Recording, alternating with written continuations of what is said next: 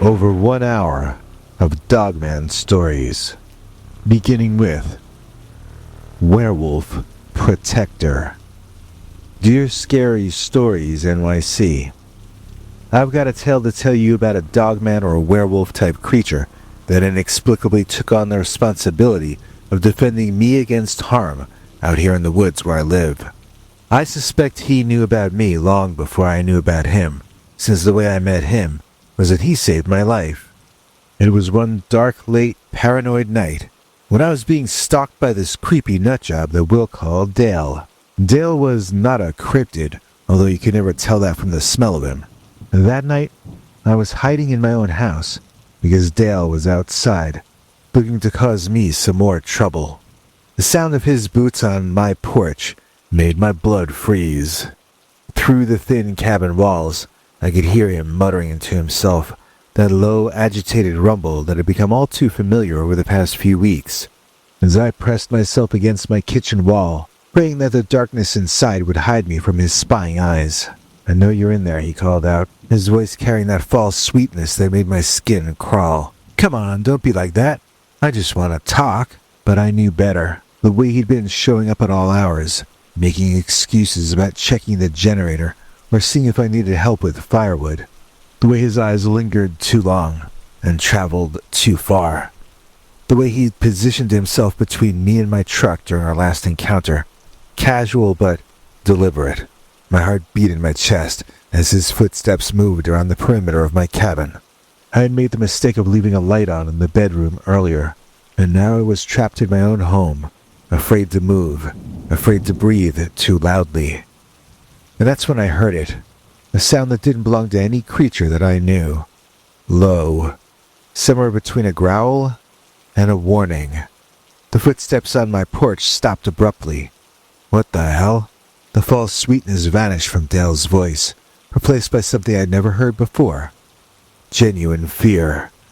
I crept to my window, barely daring to peek through the corner of the curtain. What I saw there, silhouetted against the moonlight, defied every rational thought in my head.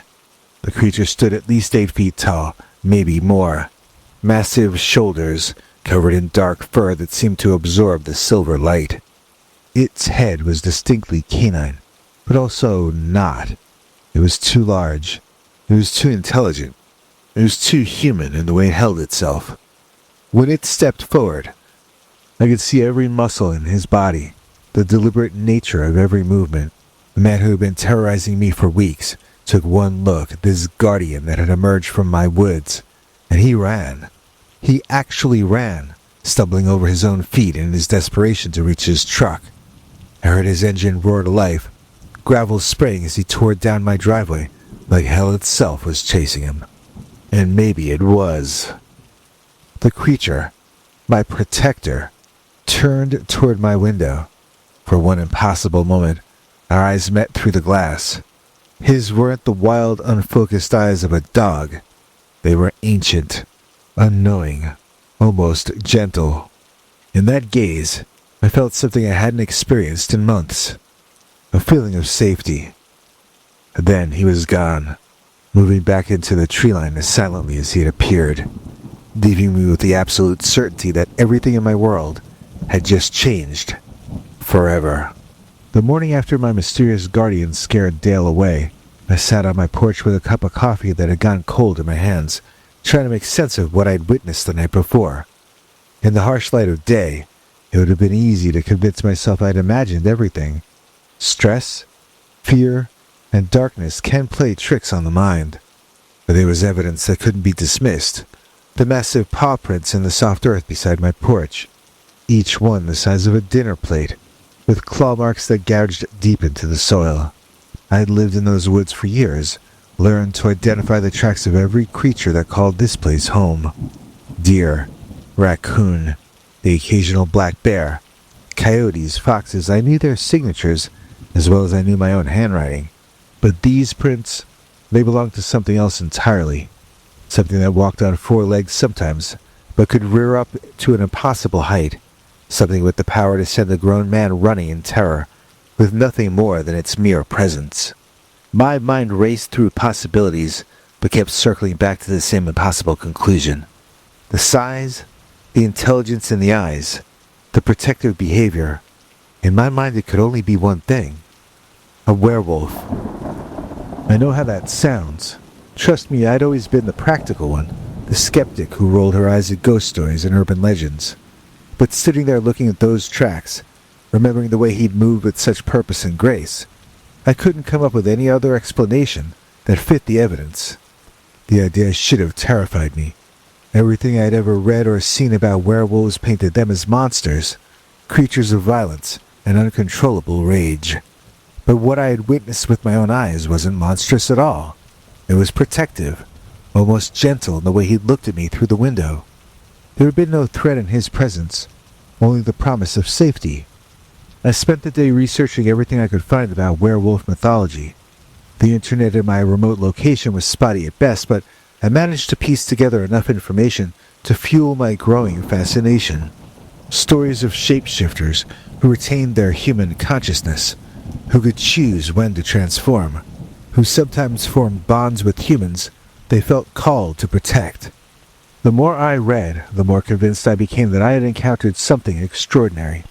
Not a mindless beast, but a being caught between two worlds, carrying the intelligence and moral compass of humanity within the powerful body of a wolf. The idea was both thrilling and humbling. Why had he chosen to protect me?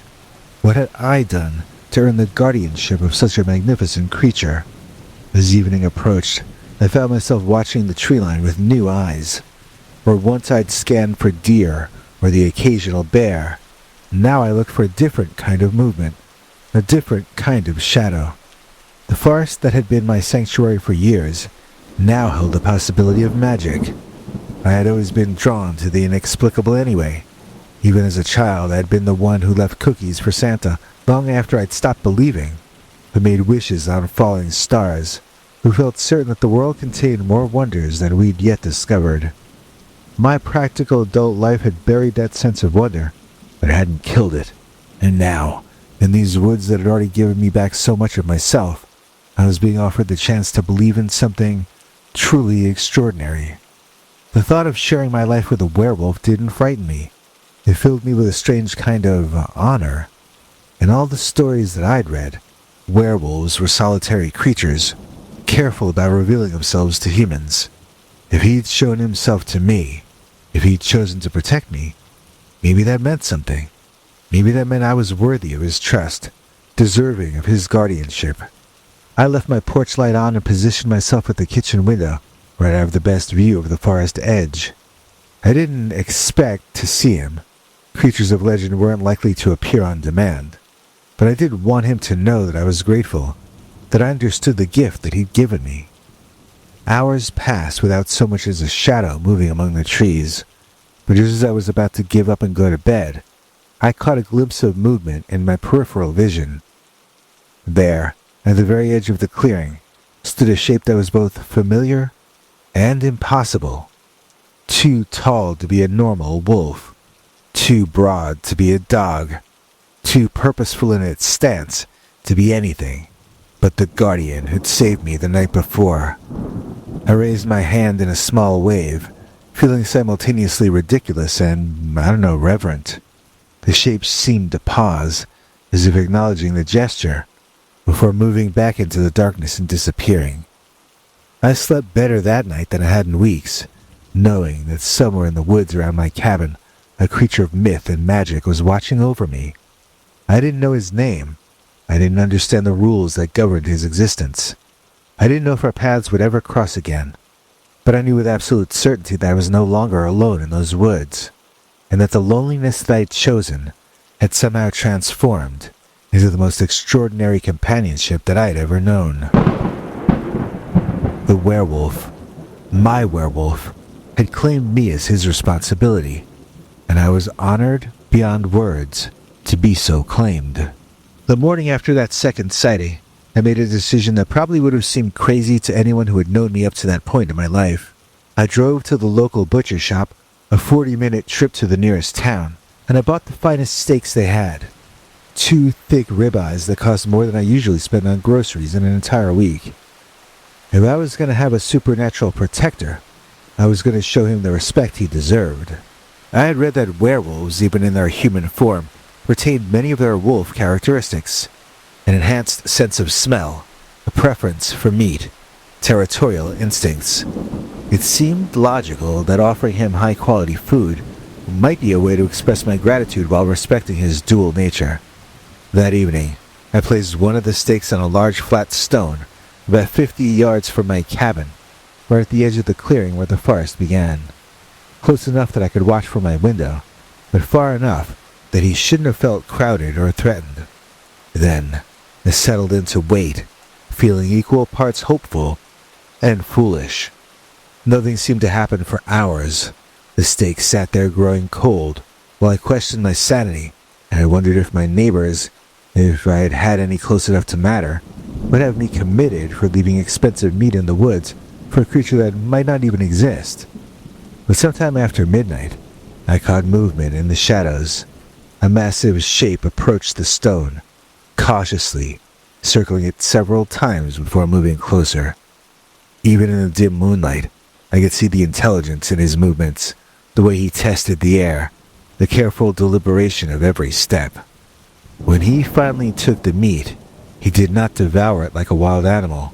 Instead, he carried it a short distance away and lay down to eat, his posture alert and watchful.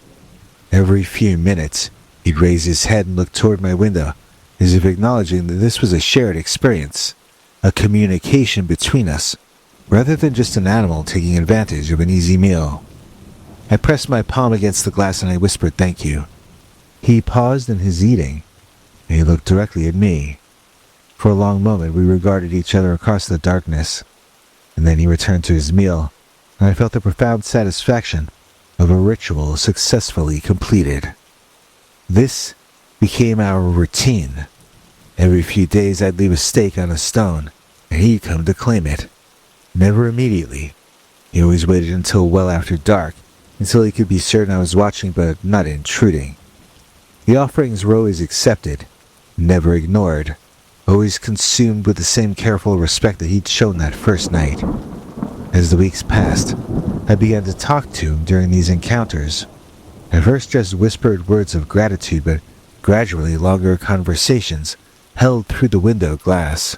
I'd tell him about my day, about the book I was reading, about the way the light looked on the snow that morning.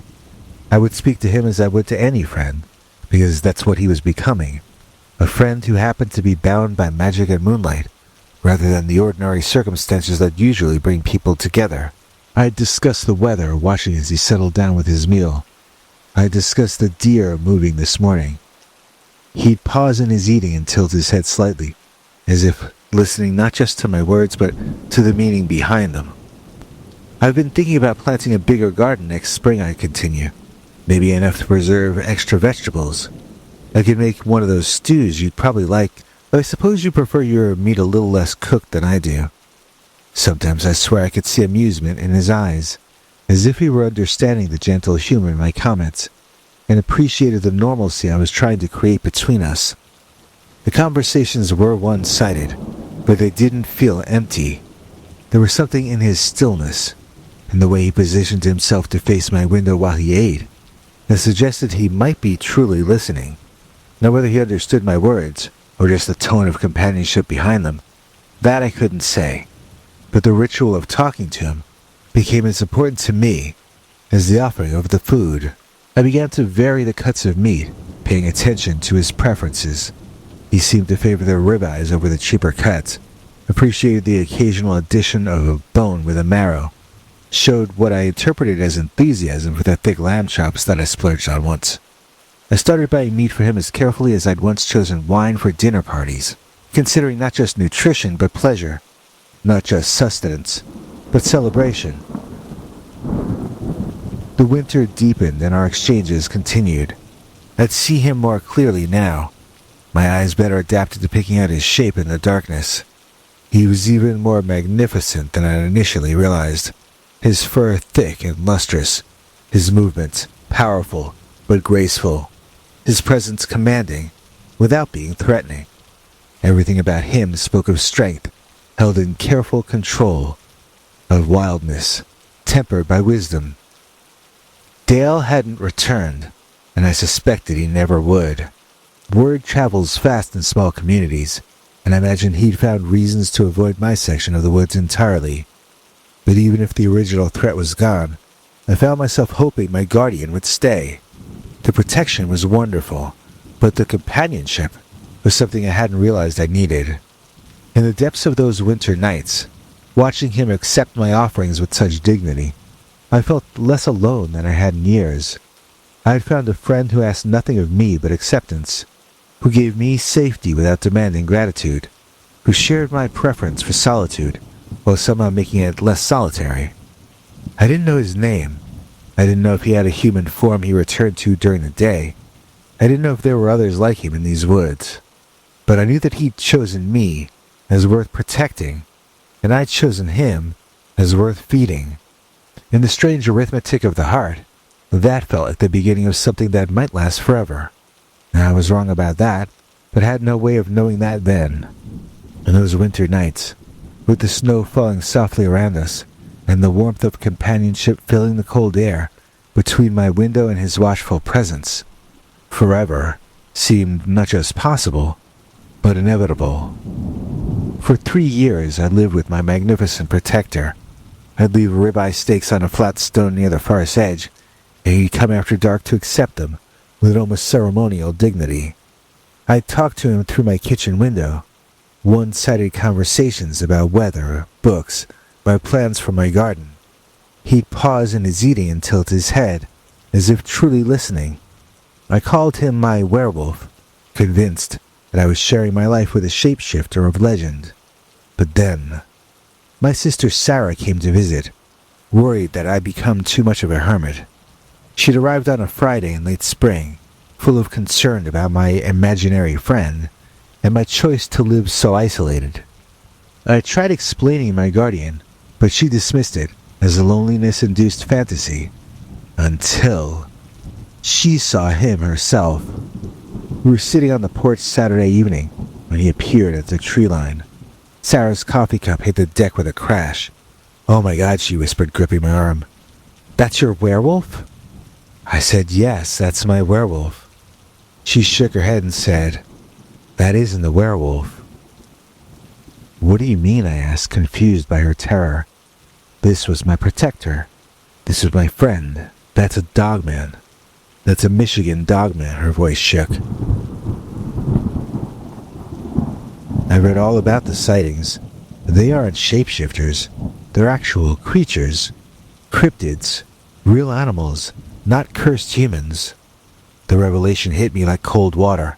All my notions about supernatural bonds and mystic connections crumbled in an instant. He wasn't a man trapped in wolf form. He was simply a magnificent creature, a being science hadn't yet catalogued, who had chosen to protect me for reasons that I would never understand. But here's the strange thing. Knowing his true nature did not diminish our relationship. Instead, it deepened it. The respect I had felt for what I thought was a fellow human trapped by magic transformed into awe for a wild intelligence that had bridged the gap between species. Our friendship became more remarkable, not less, because it was built on genuine connection rather than supernatural obligation. My sister left the next day still shaken, but she'd given me a gift I hadn't expected. Understanding his true nature made every shared moment more precious. When he accepted my offerings, when he positioned himself to face my window while eating, when he paused to acknowledge my presence, these weren't the actions of a cursed man remembering humanity, but instead of a wild creature choosing to trust. The seasons turned. 4 years, 5, 6. Our ritual continued through harsh winters and gentle summers. I aged, my hair showing silver, my movements a bit slower. He remained constant, ageless, powerful, eternally watchful. And then came February 2025. He appeared as usual, accepted the thick porterhouse I'd splurged on, ate with his customary dignity. But when he looked toward my window that night, something felt different. It felt final somehow. I pressed my palm to the glass as always, whispered my gratitude into the darkness, but I haven't seen him since. It's been 4 months now, and the grief catches me at unexpected moments. I still buy steaks sometimes, forgetting for an instant that there's no one to feed. I still check the tree line each evening, hoping for a familiar shadow among the branches. The forest feels emptier somehow, less protected, although I know I'm probably safer now than I was during those early vulnerable years. I don't know why he left. Maybe his territory shifted. Maybe he sensed threats I couldn't perceive. Maybe our strange friendship had simply run its natural course. Wild creatures live by rules that I'll never comprehend. They follow imperatives that have nothing to do with human attachment. But I do know this. For nearly 7 years, I was chosen. I was protected. I was befriended by something magnificent and mysterious. Something that saw worth in a lonely woman living at the edge of civilization. That gift, that impossible precious gift, will warm me for the rest of my days, long after the last echo of his presence has faded from these woods. Some friendships transcend every boundary we think we understand, and some guardians, once encountered, are never truly gone.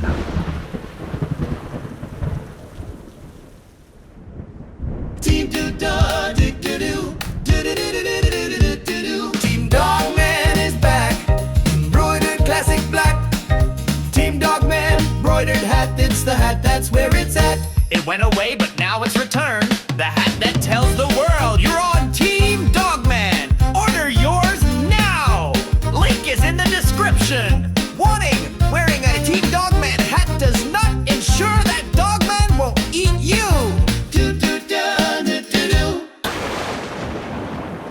Caesar Jr. Dear Scary Stories NYC. I spent time with a dogman, a young dogman, and I came to be good friends with him. The first time I saw him, I was carrying out the evening trash, going through the motions of another empty routine in a house that had grown too quiet. The motion at the tree line caught my peripheral vision, something large and dark shifting between the oak and maple that bordered my backyard. I froze, one hand still gripping the garbage bag, and I squinted into the gathering dusk. What I saw shouldn't have been possible. A German Shepherd-type dog stood at the forest's edge, but not like any dog I'd ever encountered. This one was upright, balanced on its hind legs like a person, head tilted in an achingly familiar way that sent a bolt of recognition straight through my chest. The coloring was unmistakable, that rich tan and black coat, the distinctive mask around intelligent dark eyes, even the way his ears pricked forward with alert curiosity. For a heartbeat, my mind screamed Caesar with such force that I actually whispered his name aloud. But Caesar, my old German shepherd, he had left me 8 months earlier, and this creature watching me from the shadows was something else entirely. This was something impossible. The thing that struck me the most wasn't the shock of seeing him upright, although that certainly rattled me. It was how naturally he held the posture, as if standing on 2 legs was as normal as breathing. His front paws, I realized with a mixture of fascination and unease, weren't exactly paws at all. I guess they were more like hands, if you could even call them that either. Clawed fingers with what looked unmistakably like opposable thumbs, dark and powerful, flexing slightly as he studied me, with that same tilted head expression my old Caesar used to give me when he was trying to figure out what I was thinking. We stared at each other across the 30 yards of lawn, neither of us moving, both taking measure of the other. The logical part of my brain was firing off alarm bells, cataloging all the reasons this couldn't be real, but something deeper, some instinctive recognition, kept me rooted in my place. There was something profoundly familiar about this creature, not just in appearance, but in presence. The way he held himself, the intelligence blazing in those dark eyes, even the slight forward lean of his head that suggested curiosity rather than aggression. When he finally dropped to all fours and melted back into the forest, I stood there for another 10 minutes, garbage bag still in my hand, wondering if I had imagined the entire encounter. But I knew I hadn't. That night I barely slept, every creak of the house settling, every branch scraping against the windows, had me up and peering out into the backyard, looking for movement in the tree line. By morning, I'd almost convinced myself that it had been a trick of light, or maybe a bear passing through. Except, bears don't stand upright with that kind of casual grace, and bears don't have hands.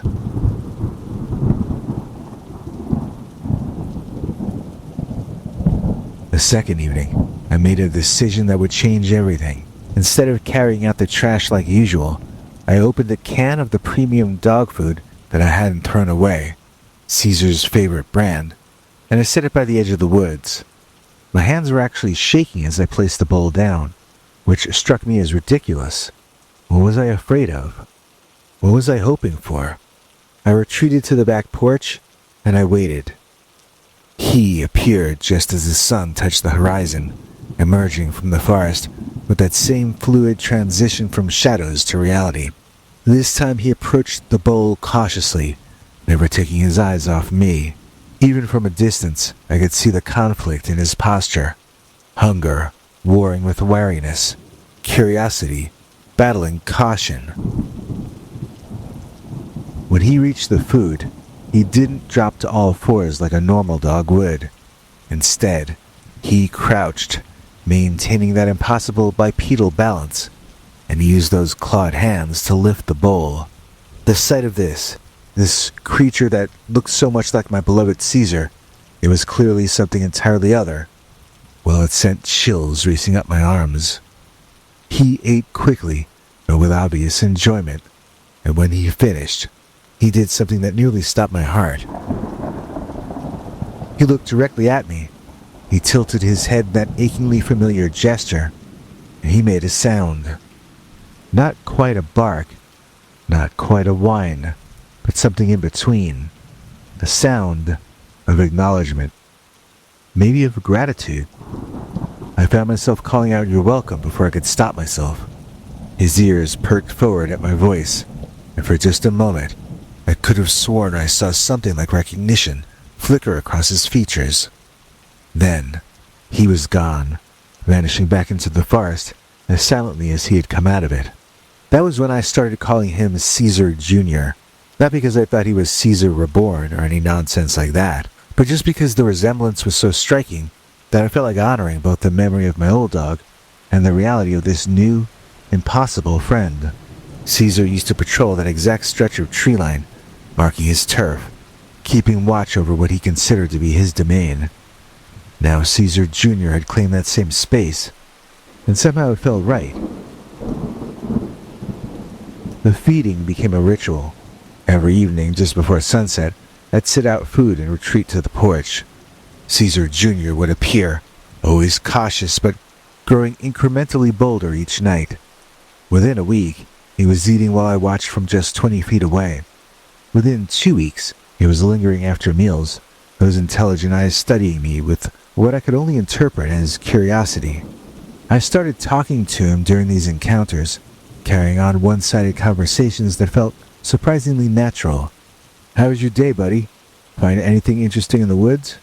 The sound of my own voice in the quiet evening air was comforting, and Caesar Jr. seemed to respond to it, his ears tracking every word, his head tilting at questions as if he were actually considering the answers.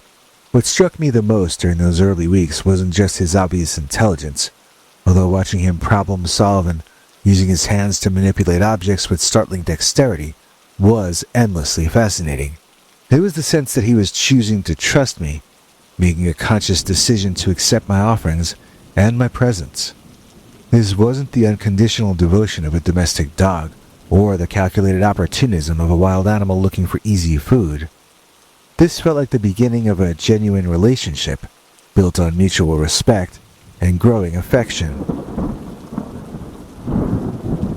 Winter arrived early that year, bringing bitter cold and heavy snows that should have driven any sensible creature deep into hibernation or migration. But Caesar Jr. kept coming back, appearing through the swirling snow like some mythical being, his dark coat stark against the white landscape. I started leaving out extra food, worried about him surviving the harsh winter, and I was amazed to discover he seemed perfectly adapted to the cold. More than adapted, he seemed to thrive in it. One particularly brutal evening, with wind howling and temperatures well below zero, I watched him approach through what had to be 8 inches of fresh powder. He moved through the snow with an ease that defied explanation, those powerful legs carrying him across drifts that should have been insurmountable. When he reached his usual feeding spot, he didn't just eat and leave. Instead, he settled down in the snow as if it were the most comfortable bed in the world. He spent nearly an hour just being present, watching the house, watching me through the window, maintaining what felt like a companionable silence. That night, I realized something that should have terrified me, but instead filled me with a warmth that I hadn't felt since losing Caesar. I was no longer just feeding a strange creature out of curiosity or pity. I genuinely cared about him. This impossible being who defied every category my mind tried to create had somehow worked his way past all my rational defenses and straight into my heart. The bonding deepened through the winter months. Caesar Jr. grew comfortable enough to venture closer to the house, sometimes approaching within just a few feet of the porch steps. The first time he took food directly from my hand, his clawed fingers brushing against my palm with surprising gentleness, I felt a connection that transcended species, that transcended logic, that transcended everything I thought I understood about the world. His hands were warm. I remember that distinctly. Warm and strong and undeniably real. Whatever Caesar Jr. was, wherever he had come from, he was no hallucination, no trick of lonely imagination. He was as real as the cold air burning my lungs. He was as real as the snow crunching under our feet. He was as real as the growing affection I'd felt for this creature who had somehow chosen me as worthy of his trust. But even as our bond deepened, even as I found myself looking forward to our evening encounters with an anticipation that filled the emptiness Caesar's death had left behind, I couldn't shake the growing awareness that I was living with a mystery that defied explanation. The way Caesar Jr. moved between bipedal to quadrupedal, the obvious intelligence behind his actions, the problem-solving abilities that went far beyond anything I'd ever witnessed in domestic or wild animals. All of this together pointed to something that simply shouldn't exist. Yet, here he was, night after night, real and present and increasingly precious to me. By the time spring began to hint at its arrival, melting the snow and coaxing the first tentative buds from the trees, I had to admit something that would have seemed impossible just months earlier. I loved him. This strange, impossible creature who reminded me so much of Caesar, it was clearly something entirely other. I loved him with a fierce protectiveness that surprised me with its intensity. Whatever Caesar Jr. was, he had become family. And that love, as I would soon discover, was about to lead me into an experience that would challenge everything I thought I knew about the world. Spring arrived with energy that electrified everything, including Caesar Jr. The first warm March day, I noticed restlessness during our evening ritual, barely contained excitement that reminded me of how Caesar used to be when winter broke. That weekend, cleaning the garage, I found it buried under dusty decorations.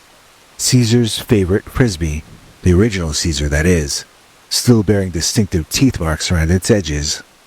The bright orange disc was faded, scarred, but holding it brought back vivid memories of countless games. Something about that familiar weight made a decision for me. I carried the frisbee outside with Caesar Jr.'s food that evening. His reaction was immediate and intense. The moment he spotted the disc, his entire posture changed. Ears shot forward, body rigid with attention, intelligent eyes locked onto the frisbee with laser-sharp focus, like watching a switch flip, transforming him from curious companion to something primal and focused. "You think you can handle Caesar's favorite game?" I asked.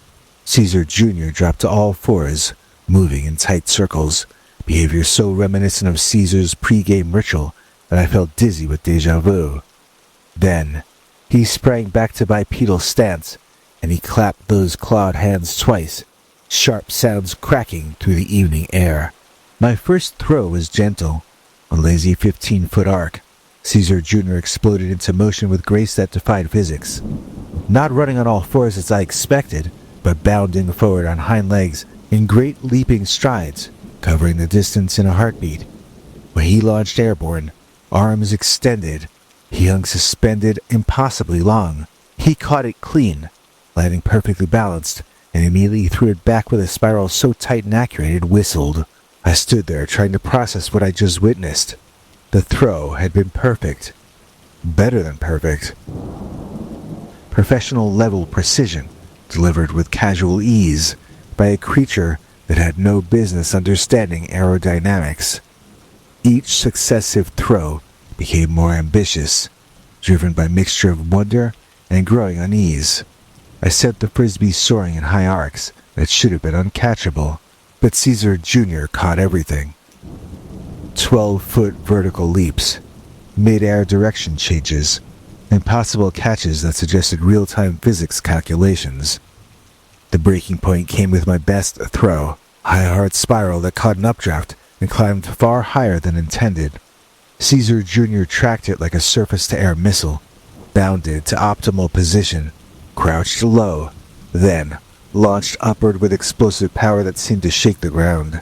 He rose 15 feet, 20 feet, eyes locked onto the disc with predatory focus. At his leap's peak, he seemed to pause mid-air, and then pushed himself even higher with what looked like a second jump executed in empty space. When his claws closed around that orange disc, almost 30 feet above the ground, something fundamental cracked inside my mind. This wasn't just unusual animal behavior. This belonged in fantasy novels, not my backyard, on an ordinary spring evening. Caesar Jr. landed gracefully and approached me directly, closing the distance until he stood just feet away. Up close, the impossible nature of all of this became even more apparent. His breathing wasn't labored, despite superhuman athleticism. His eyes held intelligence beyond animal cunning, something almost human, but utterly alien. Caesar Jr. tilted his head in that familiar gesture, and I thought I saw sadness flicker across his features, as if he understood and wished he could answer. Then, he bounded toward the tree line, pausing to look back once more, before disappearing. I stood there, a frisbee in my hand, as full weight crashed down. This wasn't a dog. Whatever Caesar Jr. was, represented something outside every category I had learned, challenging foundations of what I thought I knew about the natural world. The worst part was that I still loved him, despite growing terror at what he might represent. My heart remained stubbornly attached to this impossible being who had filled the Caesar-shaped hole in my life. The next evening brought the first truly hot day, mid-80s with blazing sunshine, perfect for a different game. I found the original Caesar's old water cannon in the garage, a heavy-duty plastic rifle that shot impressive streams across remarkable distances. When Caesar Jr. appeared at the tree line, something that day was different. Instead of his usual confident approach, he hung back in the shadows just watching. His posture was tense, alert, in a way I'd never seen before. "Come on, bud," I called, hefting the water cannon. "Too hot to stay dry today." But Caesar Jr. didn't move. He stared with an intensity that made my arms prickle despite the heat. Grinning, thinking I was being playful, I raised the water cannon, took aim, and pulled the trigger. The stream caught Caesar Jr.'s center mass, soaking his fur. For a split second, nothing happened. And then, the woods exploded. The roar seemed to come from the earth itself, primal, terrible, filled with rage that turned my blood to ice. Trees creaked as something massive crashed through the forest, getting closer with each thunderous impact.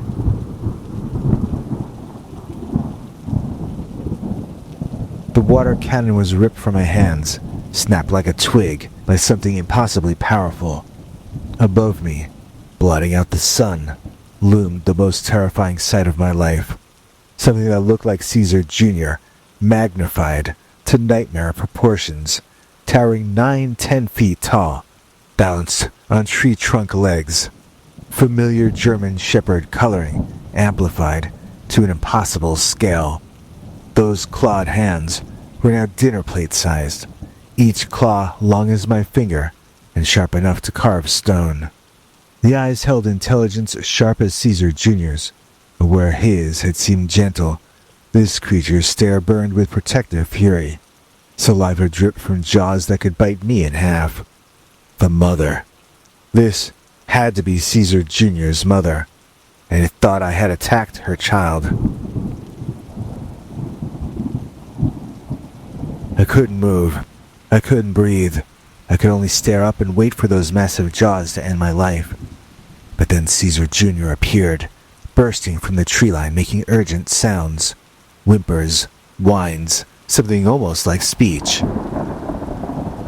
He positioned himself between me and his mother, his form dwarfed by her massive presence, and he began what could only be described as pleading. I watched amazed as Caesar Jr. pressed against his mother's leg, looking up with desperate eyes, making urgent sounds that carried meaning beyond understanding. He was begging for my life. He was explaining, in their way. He was asking mercy for the human who had become important to him. The giant looked down at her offspring, then back at me. For an eternal moment, I saw her weighing my fate. And then, with a sound of dismissal, she turned away. Both creatures moved toward the forest, Caesar Jr. casting one last look back, filled with sorrow, regret. He was saying goodbye. They were gone, leaving me alone with broken plastic and terrible knowledge of what I had lost. I never saw either of them again. For weeks, I continued setting out food, calling his name into empty air, hoping against hope. But the woods remained silent, my backyard lifeless, as it had been before that first impossible encounter.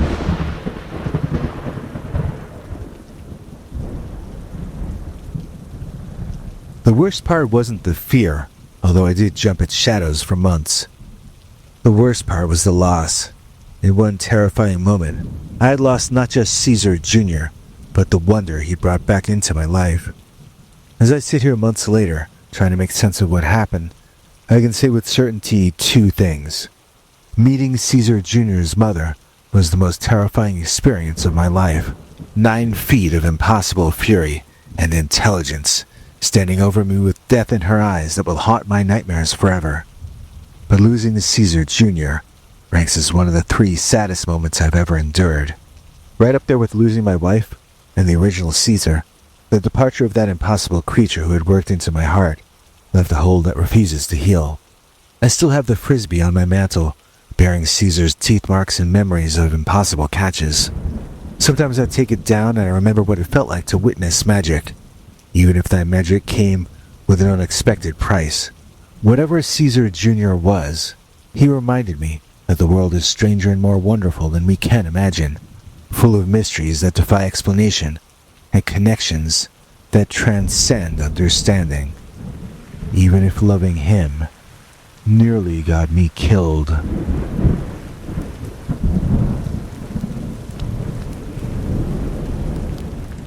She's for real. She is no faker. I'm talking about Ms. Crystal Baker. Please join me in thanking Crystal Baker for making this episode possible. Crystal helped us out in a major way last week, giving us 2 donations via PayPal at a time when we really needed that money. Crystal, we honestly can't thank you enough. You are a true hero to the channel.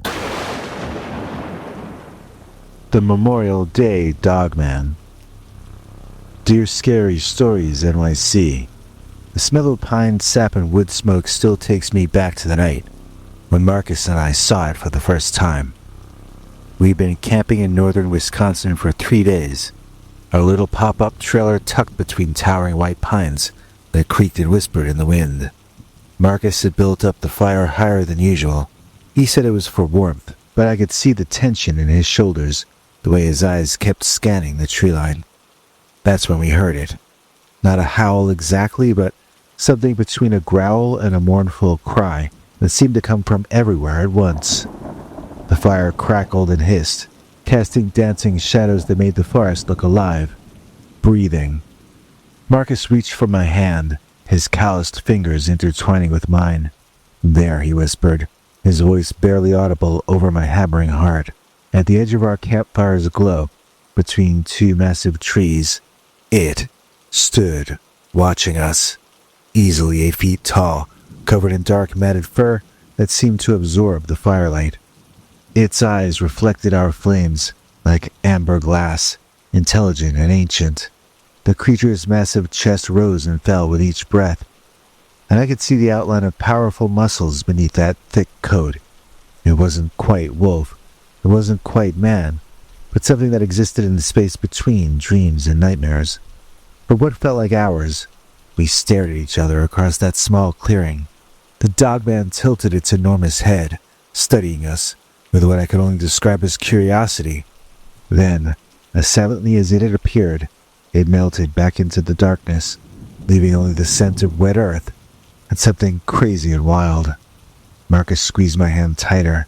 "Did you see that?" "I saw that," I whispered back, and we held each other close until dawn, neither of us sleeping, both of us changed. But that was years ago. Now I sit alone in our kitchen on Memorial Day morning, staring at the folded flag they handed me at Arlington. The triangular case feels heavier than it should, like it's holding more than just fabric, holding all the words I'll never get to say, all the camping trips that he and I will never take. They explained how Marcus passed to me 3 different times. The first officer spoke about an IED. The chaplain mentioned heroic actions in saving his unit. The casualty assistance officer had diagrams and timelines that were supposed to make sense of how my husband of 12 years became a name on a wall, but none of their careful explanations could bridge the gap between Marcus laughing at our kitchen table 6 months earlier and the suffocating silence that had since become my life. The doorbell had been ringing all morning, well-meaning neighbors with casseroles, my sister wanting to drag me to the Memorial Day parade, friends who think I need to get out and be around people. They don't understand that their sympathy feels like drowning, that their careful voices and pitying looks make me want to scream. I need the woods. I need the place where Marcus and I were happiest, where we felt most like ourselves. The old pop-up camper has been sitting in the driveway since his last leave, gathering pollen, looking abandoned. But today, something about its faded blue and white exterior calls to me like a lifeline. Moving with sudden purpose, I dragged out our camping supplies from the garage. The Coleman lantern, it still had his fingerprints at the base. The sleeping bags still smelled faintly of campfire smoke and his aftershave. Each item I unpacked felt both like a blessing and a curse, bringing him closer and emphasizing his absence simultaneously. By noon, I was hitching the trailer up to my truck, ignoring the concerned calls from my sister and the gentle knock of the neighbor from next door. The engine turned over with a familiar rumble, and for the first time in months, I felt like I could breathe. Wisconsin's northern woods were calling, and I was going home, the only place where my Marcus still felt real. The gravel road winds deeper into Chequamegon National Forest than I'd ever driven alone. Every mile took me further from cell towers and concerned voices, closer to the wild silence I was craving. When I finally found the perfect spot, a small clearing surrounded by towering pines, with a creek bubbling nearby, the sun was already sinking toward the horizon. Setting up camp alone felt like learning to walk again. Marcus always handled the stabilizer jacks, while I dealt with the electrical hookups, but now I was fumbling with both, my hands shaking from more than just the evening chill. The pop-up trailer fought me as I cranked up the canvas walls, the mechanism stiff from months of neglect. When I finally got it situated, the familiar outline against the darkening sky brought tears that I didn't know I was still carrying. I built a small fire using Marcus's method, tinder, kindling, then gradually larger pieces. He taught me well, and the flames caught on the first try. The orange glow pushed back the gathering darkness, and I settled into one of our folding chairs, clutching a cup of instant coffee that tasted like ash. The forest around me pulsed with life. Owls called to each other across the canopy. Something small rustled through the underbrush, and the creek provided a constant, soothing murmur. That was what I came there for, that connection to something larger than my grief, that reminder that the world continues its ancient rhythms, regardless of human loss. But as full darkness settled over the clearing, I began to notice sounds that did not belong to the natural symphony. A branch snapped too loudly in the distance. Footsteps that didn't match any animal I knew. The back of my neck prickled with the sensation of being watched, but when I peered into the darkness beyond my fire's reach, I could see nothing but shifting shadows and the gleam of distant eyes, and might belong to raccoons, or deer, or maybe something else entirely. I convinced myself it was nothing, just my imagination amplified by solitude and grief. After all, what did I expect to find out there, except memories and wildlife? Maybe even another glimpse of our old friend, the creature that had shared that magical night with Marcus and me. If only I had known what was really watching me from those trees. The first sign of real trouble came just after midnight, when my fire had burned down to glowing embers. A twig snapped close to the trailer, too close and too deliberate. I froze in my chair, coffee mug halfway to my lips, listening with every fiber of my being. The normal forest sounds had gone silent, as if even the crickets sensed danger. "Well, well, what do we have here?" The voice cut through the darkness like a blade, rough and slurred with alcohol. My blood turned to ice water. 3 men emerged from the tree line, their faces hidden in shadow, but their intentions clear in the way they moved. Predatory, confident, spreading out to surround my campsite. "Pretty little thing all alone out here," says another voice, younger, with a nasty laugh that makes my skin crawl. "Awful dangerous for a woman to be out here by herself." I set down my mug with shaking hands, and I tried to keep my voice steady. "I'm not bothering anyone, just please leave me alone," I said. "Oh, but we can't do that," the first man said, stepping closer to my dying fire. In the dim glow, I could see his stubbled face. I could see the cruel twist of his mouth. "See, we've been watching you since you got here. Noticed you all by yourself. No husband, no boyfriend. That's just not safe." The third man, silent until now, circled around behind my trailer. I could hear him testing the door handle, rattling the windows. My heart hammered so hard, I was pretty sure they could hear it. I edged toward my truck, keys clutched in my sweaty palm. "My husband will be back any minute," I say, hating how my voice shakes when I lie. They laugh, all 3 of them. "No, he won't," the leader says. "We checked. So that military decal on your bumper, the way you set up camp like someone who's done it 1,000 times, but keeps looking around for help that ain't coming. You a widow woman, ain't you?" Terror flooded my system as I realized they've been stalking me. They've been studying me. They've been planning this. I lunge for the truck door, but the youngest one is faster. He grabs my wrist and he spins me around toward the campfire. Now, where are you going? We just want to be friendly." I wrench free and I dive into the truck, slamming the door and hitting the locks. My hands shake so violently I can barely get the key in the ignition. I turn it, but nothing. I turn it again. Just a grinding sound like the starter is trying but can't engage. "Are you looking for this?" The leader held up a handful of cables, grinning in the red glow of my taillights. "Disconnected your battery, sweetheart. Amazing how quiet you can be when you know what you're doing." They closed in on the truck from all sides, their faces pressed against the windows. Their hands tested the locks. The youngest one produced a crowbar from somewhere, tapping it against the passenger window with deliberate menace. "You can make this easy, or you can make this hard," the leader called through the glass. "But either way, you're coming out of there." I fumbled for my phone. No signal. Too deep in the woods. The men were getting bolder now. the one with the crowbar drawing back for a real swing at the window. I pressed myself against the driver's seat and I closed my eyes, whispering a prayer to Marcus, to God, to anyone who might be listening. And that was when I heard it. The sound that rose from the forest was like nothing human, or nothing natural. A roar that seemed to come from the earth itself.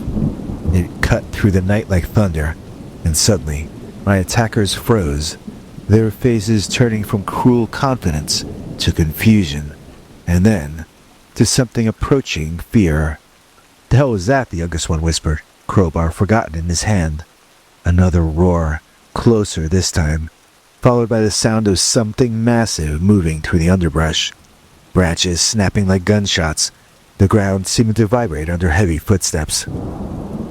The 3 men backed away from my truck, suddenly looking less like predators and more like prey. And that is when it emerged from the darkness. The Dogman was even more imposing than I remembered him, its 8-foot frame seeming to absorb what little light filters through the canopy. Its amber eyes burned with intelligence and rage as it surveyed the scene. Me trapped in the truck, 3 men with weapons and evil intentions.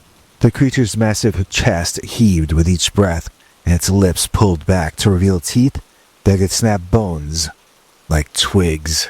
The leader of my attackers stumbled backwards, his face gone white as paper. "What the hell is that thing?" The Dogman's response was to rear up on its hind legs, towering even taller, and release another bone-shaking roar that echoed through the forest like a war cry. Birds exploded from the treetops in panicked flight, and somewhere in the distance, a pack of coyotes began howling in answer. "Run," I whispered, although I doubt they could hear me over the sound of their own terror. The youngest man with the crowbar tried to swing at the creature, but the Dogman moved with impossible speed. He knocked the weapon from his hands with a casual swipe of one massive paw. The man screamed and bolted for the trees, crashing through the underbrush like a wounded deer. The other 2 creeps didn't even try to fight. They turned. They ran, stumbling over roots and rocks in their desperation to put distance between themselves and this nightmare from the deep woods. Their panicked shouts faded into the distance, leaving only the sound of my ragged breathing and the Dogman's steady presence. For a moment that stretches into eternity, the creature and I stare at each other through the truck's windshield. Its eyes are so alien, yet so familiar, and they seemed to look right through me to something deeper. I could see no threat there, only a kind of ancient wisdom, and incredibly, what looked like concern. The Dogman tilted its massive head, and I swear I saw something like recognition in those amber depths. It remembered me. It remembered that night by the fire with Marcus, when we were just 3 souls sharing a moment of wonder in the wilderness. Slowly, deliberately, it turned, and it padded over to where the men had dropped my battery cables. With surprising gentleness for such massive hands, it picked up the cables and approached the truck. It left the cables on the truck hood, and when it finished it stepped back and looked at me again, its expression somehow conveying both protection and farewell.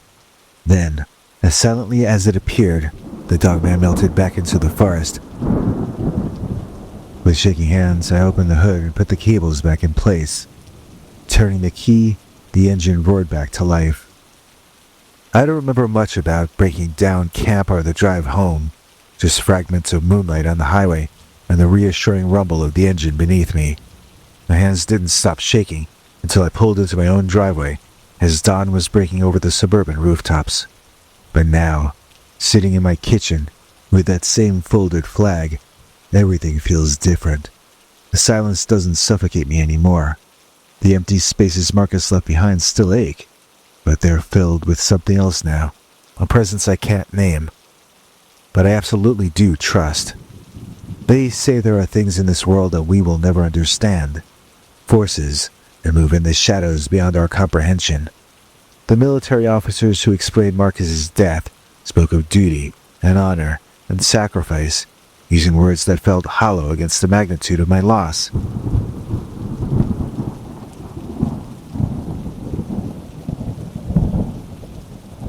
But that night in the Wisconsin woods, I learned that some mysteries don't need explanation. They need acceptance.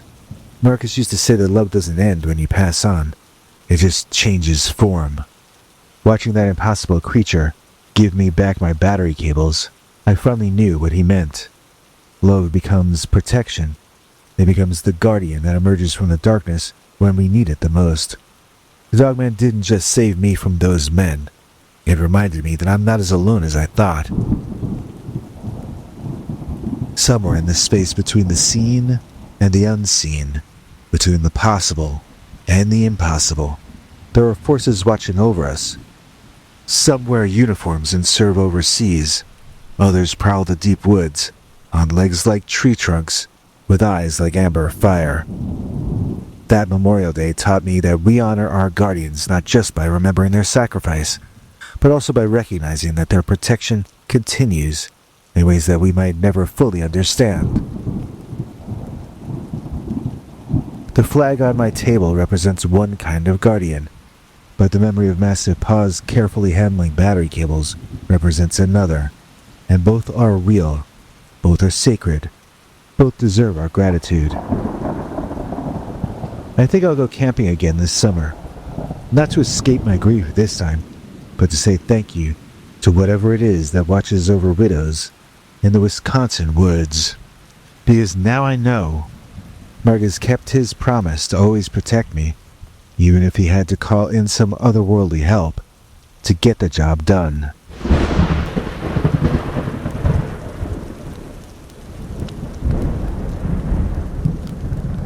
To Long Island Bigfoot and all veterans everywhere, we here at Scary Stories NYC would like to thank you for your service to America on this Memorial Day. Thank you. Hank?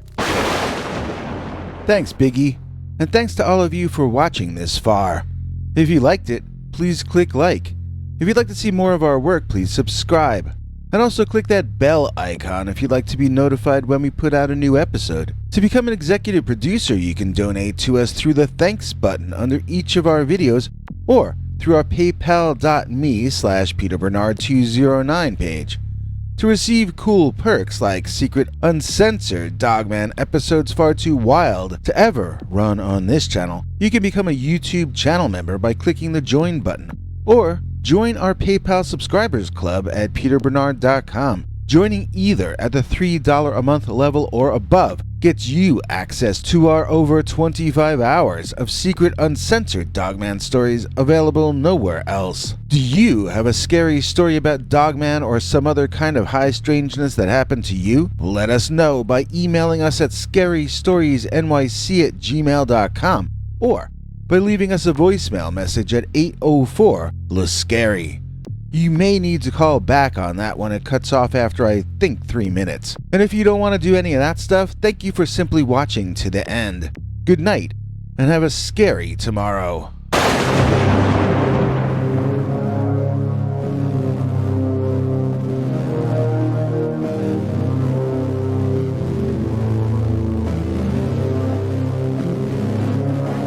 Come back for more scary stories.